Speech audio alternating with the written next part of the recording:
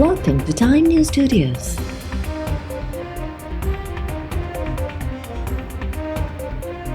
You are watching 4 p.m. Bulletin. अप्रैल में मुल्की दरियान में शुरुआती खरीद दौरान पानी खोट 35 सैकड़ों रहंदी। एडसा जी सलाहकारी गॾजाणी में अप्रैल का मजमूई खोट 43 सैकड़ों रण जो काथो लगाए वियो। हर महीने गॾजाणी करण जो फैसलो। अप्रैल का जून ताईं अपर कैशमेंट में मामूल का 30 सैकड़ों घट बरसातूं पवंदियूं। PDMA जी ब्रीफिंग। वापटा के डेमुन में पानी की सूरत हाल बेहतर करण ऐं पानी ते बिजली पैदा करण के तरजीह न ॾियण जी हिदायत।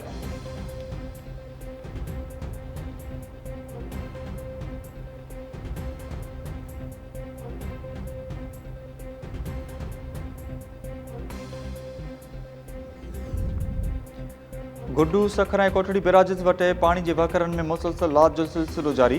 गुड्डू बिराज वटे मथां वकरो 22,000 उणरी क्यूसिक ऐं हेठां वकरो 18,570 क्यूसिक रिकॉर्ड। सखर बिराज वटे पानी खोट 60 सैकड़ों का भी वधी वई। सखर बिराज जो मथां वकरो 17,310 क्यूसिक ऐं हेठां वकरो 6,200 क्यूसिक रिकॉर्ड। कोठड़ी बिराज वटे पानी खोट 5,160 क्यूसिक ते पहुची वई। ठट्टो सजावल बदीन टडो मोहम्मद खान ऐं ॿियनि ज़िलनि में पानी की शदीद खोट। वाह सुकी विया। साहिली पट्टी में पीअण लाइ बि पानी अणलभ थी वियो।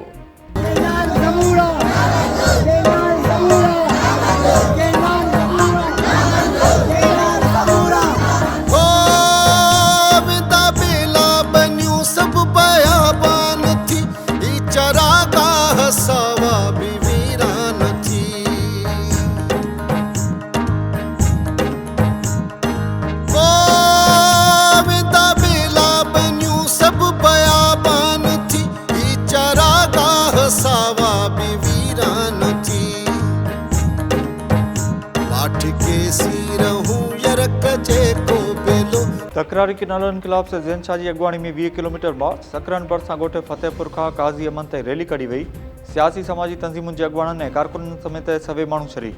केनाल नामंज़ूर जा उभर ॾींदड़ नारा। रैली जी विख विख ते गुलनि जी बरखा साझा। सर ज़ैन शाह चयो आहे त अप्रैल महीने में दरिया बचाव कमेटी तहरीक नओं रुख अख़्तियार कंदी। लखे माण्हू रोडनि ते निकिरंदा। केनाल कंहिं बि सूरत में क़बूल न आहिनि। सिंध जे हर तबिके पीपल्स पार्टी ते बेतमादी ज़ाहिर कई आहे। केनालनि ते कम 1.5 साल का हली रहियो आहे। केनाल ठहिया त सिंध बंजर बणिजी वेंदी।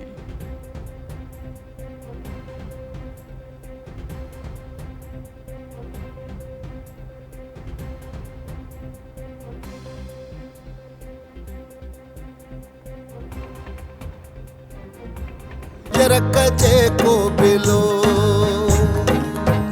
पाठ के सीरहूं यरक जे को बिलो यरक जे को बिलो सिंध वारो उथो सिंध वारो उथो अॼु कयो हौसलो सिंध वारो उथो अॼु कयो हौसलो मुझो दरिया उथाई खसंदा दिलो उन जो नाहे असां खां सिवा भर चलो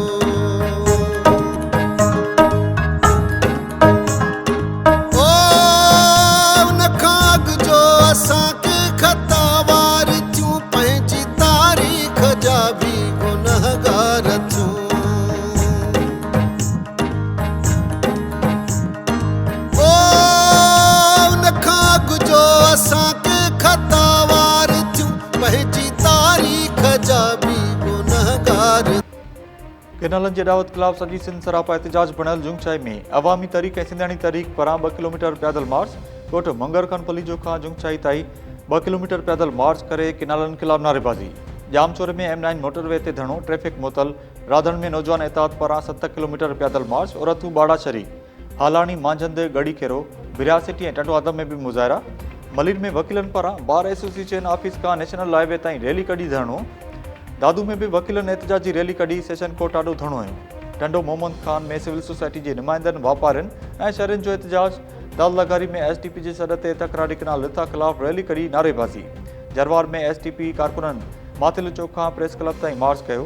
सियासी समाजी तंज़ीमुनि जे अॻवाननि समेत शहरियुनि जी वॾी अंग में शिरकत। खेपरो में सिंधु दरिया बचाव कमेटी पारां ॻोठ पबण खां शहीद चौक ताईं रैली कढी वई।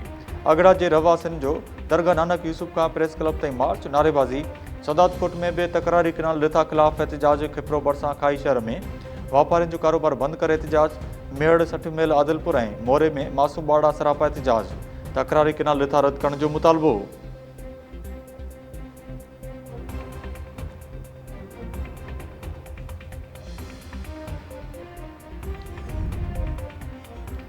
सिंध हाई कोर्ट इरसा जी जोड़जक ऐं पाणी जी दस्तियाबी जो सर्टिफिकेट जारी करण ते वफ़ाक़ ऐं डिप्टी अटॉर्नी जनरल खे नोटिस जारी करे छॾिया। 7 अप्रैल ते जवाब तलब। ज़मींदार कुर्बान मितलो पारां बैरिस्टर ज़मीर गुमरो जी मार्फत दरख़्वास्त दाख़िल कराई वई। इरसा पारां चोलिस्तान ऐं थल किनाल समेत पाणी जी दस्तियाबी जी जारी कयल सर्टिफिकेट खे कालादम करार ॾियण जी इस्तदा। बैरिस्टर ज़मीर गुमरो चयो त सिंध जो मेंबर न बणाए सिंधु दरिया मां छह किनाल कढण जो फ़ैसिलो कयो पियो। जेकॾहिं सिंध जो मेंबर हुजे हा त सिंधु दरिया मां केनाल कढण जी इजाज़त न ॾिनी वञे हा। वफ़ाक़ी हुकूमत जो क़दम गैर क़ानूनी ऐं आइन जे ख़िलाफ़ आहे। सिंध हाई कोर्ट हुकुम ॾेई चुकी आहे त इरसा में सिंध सूबे जा 2 मेंबर हूंदा। इरसा जी जोड़जक गैर आइनी ऐं गैर क़ानूनी हुअण सबबि फ़ैसिले जी का बि हैसियत न आहे। अदालत वफ़ाक़ी हुकूमत ऐं अटॉर्नी जनरल खे नोटिस जारी कंदे 7 अप्रैल ते जवाब तलब करे वरितो। जस्टिस फैसल कमाल जी सरबराही में क़ाइमु कयल डिवीज़न बेंच ॿुधणी हलाई।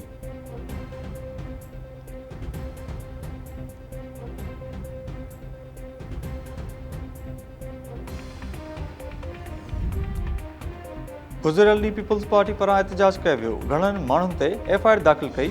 Sindh high court bench Hyderabad Sindh university जे शागिर्दनि ते केस दाख़िल करण ख़िलाफ़ एसएसपी जामचोरो खे छंड। एसएसपी जामचोरो चयो त शागिर्दनि एहतजाज दौरान पुलिस मोबाइलुनि खे साड़ियो, सरकार खे नुक़सानु ॾिनो त दहशतगर्दी जी एफआईआर दाख़िल कई।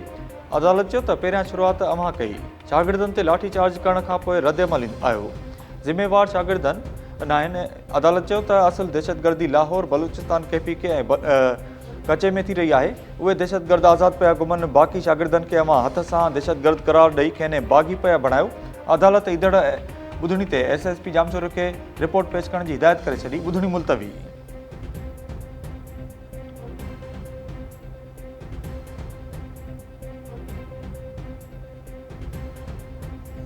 असांजे सिंध खे ग़ैराबाद करण जे लाइ पाक पंजाब में रेगिस्तान खे आबाद करण जे लाइ छकिनाल कढी रहिया।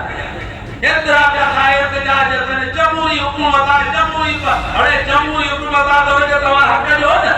जॾहिं एतिरा एहतजाज था कनि तव्हां उनखे रद्द करे छॾियो। तंहिंजे करे असां सिंधी आहियूं, असांखे सिंध प्यारी आहे। असां सॼी जेका जमायत जे तवसल सां इन किनारनि खे असां जेके खॼनि था इन जी मुखालफ़त कयूं था। असां इन जे लाइ एहतजाज कांड करायूं था त कंहिं बि क़ीमत ते असां इहे किनार क़बूल न कंदासीं। असां क़बूल न कंदासीं। अल्लाह असांजे सिंध सुवारी खे क़यामत ताईं शाद रखे, आबाद रखे। मज़हबी आलमनि सिंधु दरिया ते शन किनारनि जी अॾवत खे रद्द करे छॾियो। मेहण में किनारनि ख़िलाफ़ एहतजाजी जलसो। मौलवी अली हसन पवर हुसैनी चयो त हुक्मराननि सिंध सां ज़ुल्म जी इंतहा करे छॾी आहे। सिंध जे हक़नि ऐं सिंधु ख़ातिर सभिनी खे हिकु आवाज़ थियणो पवंदो। रेगिस्तान खे आबाद करण लाइ सिंध खे गैराबाद करण जी साज़िश कामयाबु थियणु न ॾींदासीं।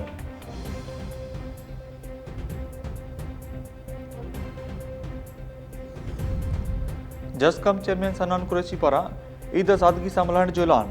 धरती धड़नि खे ईद उल फितर वारे ॾियारे कारी पटियूं ॿधी एहतजाज करण जी अपील। सनान कुरैशी चयो त 7 करोड़ सिंध जी ख़ुशी सिंधु दरिया जे मौजुनि ऐं झूमंदड़ लहरुनि सां आहे। सिंधु दरिया मथां को बि किनाल ऐं डैम क़बूल न आहे। सिंध जे तालीम खाते मेल ऐं फीमेल टीचर्स लाइ नवां SOPs जारी करे छॾिया।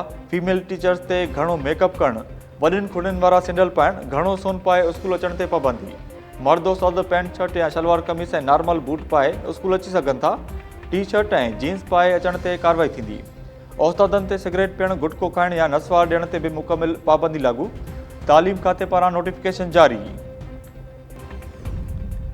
चीफ इलेक्शन कमिश्नर समेत मेंबर जी मुक़ररी में देर ख़िलाफ़ दरख़्वास्त ते सदर ऐं वज़ीर आज़म खे नोटिस जारी। इस्लामाबाद हाई कोर्ट उमर अयूब ऐं शिबली फराज जी दरख़्वास्त ते वज़ीर आज़म खे प्रिंसिपल सेक्रेटरी ऐं सदर खे सेक्रेटरी जे ज़रिए प्री एडमिशन नोटिस जारी करे छॾिया। जस्टिस मोहम्मद आज़म ख़ान ॿुधणी हलाई। चीफ इलेक्शन कमिश्नर ऐं इलेक्शन कमीशन जे मेंबर्स खे बि प्री एडमिशन नोटिस जारी। ॿुधणी 29 अप्रैल ताईं मुलतवी।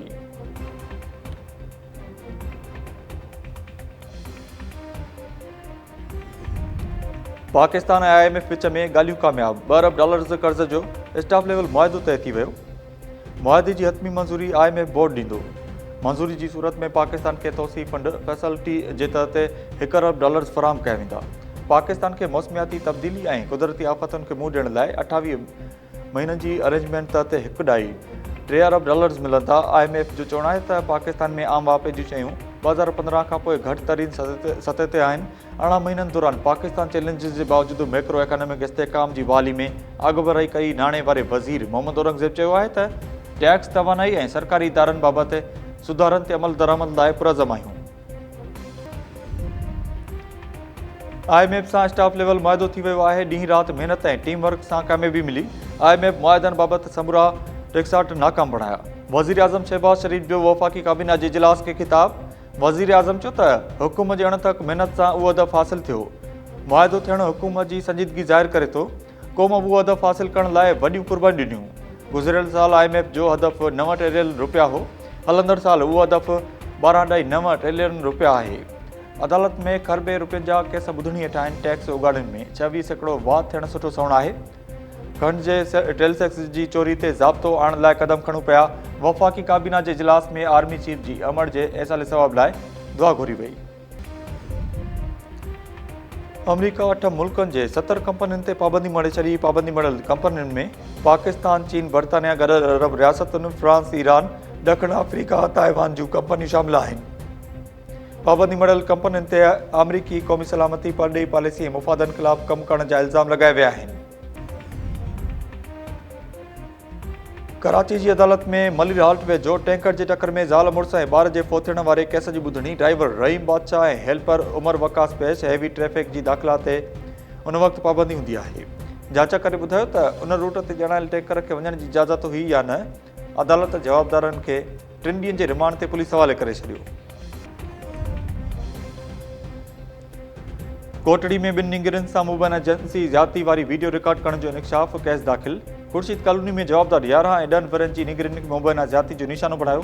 नींगरनि जे मामे ज़ाकिर पठान जी फ़रियाद ते साइड थाणे ते जवाबदार सुल्तान पठान ख़िलाफ़ केस दाख़िल। फ़रियादी केस में मौक़िफ़ अख़्तियार कयो त माणे जूं जवाबदार सुल्तान पठान जे घर में कमु कंदियूं हुयूं। जवाबदार घर भातियुनि जी गैर मौजूदगी में नींगरनि सां ज़्यादती करे वीडियो रिकॉर्ड कई। पुलिस जो चवणु आहे त मामले जी जांच करे रहिया आहियूं। जवाबदार खे जल्द गिरफ़्तार करे मुतासिरनि सां इंसाफ़ कयो वेंदो। ऐं मलिर जे यूसुफ आरफानी ॻोठ खे ठाहिण लाइ एसी इब्राहिम हैदरी जी सरबराही में एंटी इंक्रोचमेंट पुलिस जी कार्रवाई। बिल्डोज़रनि जी मदद सां केतिराई घर ढाहे पट ॻोठण जो एहतिजाज। संदन चवणु आहे त इंतिज़ामिया घर ढाहे ज़्यादती कई आहे।